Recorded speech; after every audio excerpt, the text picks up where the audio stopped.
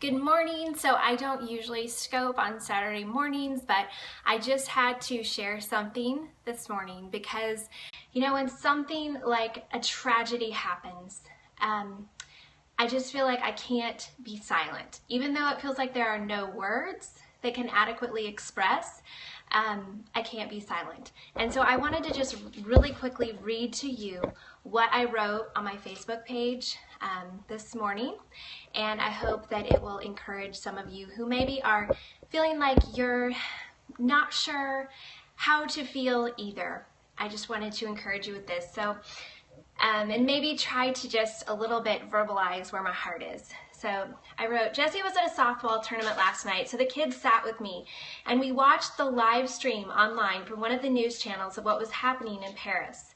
Every time the death toll number went up, we would all gasp. My 10-year-old daughter kept saying, I'm so upset. Think about what it would be like to be them. Think about how scared they must feel.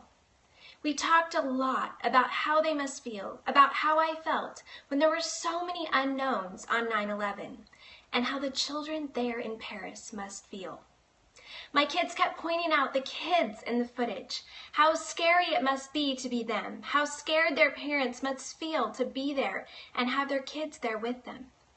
I agreed, and I thought about what it would feel like to be those parents, those men and women and teens and children who had no idea that last night their lives would change forever.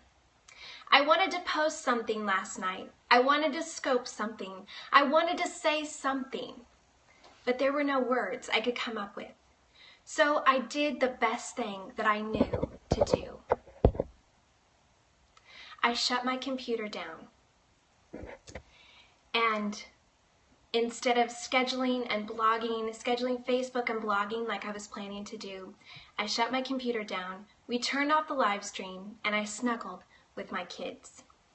I still don't have words this morning, but I feel so burdened and wanted to acknowledge the situation in some way. And then I read these words from Lisa Turkhurst, and I wanted to share those with you because this echoes my heart. Lisa says, I'm sitting here watching the news and so deeply saddened by what is happening in Paris. More than a city under attack, I think about the people hurt and devastated. Inside the numbers of those killed are individuals, loved, treasured, cared for, and now grieved over people. A daughter, a friend, a husband, a son, a mom, now gone. And thinking this way moves my prayers into something so much more personal. What affects them affects us. Lord Jesus, tonight we lift up our tear-streaked faces to you. Evil is real, and evil is horrible. But evil will not have the final word. Lord Jesus, help us know and be comforted and be empowered by this truth. The city of light may be dimmed for a night, but it will not be darkened, because light will overcome.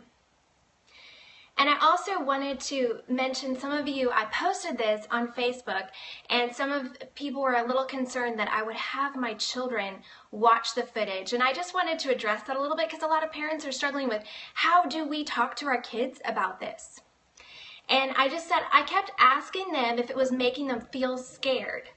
And they told me, no, we want to know what's going on. And then also, because it was a U.S. news channel, the footage wasn't graphic.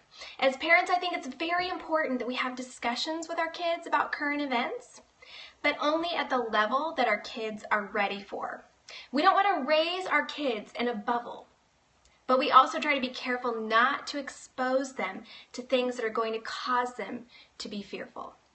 So that's what I wanted to share with you today. I hope that in some small way it might encourage you. And I needed to verbalize something because we can't be silent. We can't be silent. And even though there are no words, we can't have silence.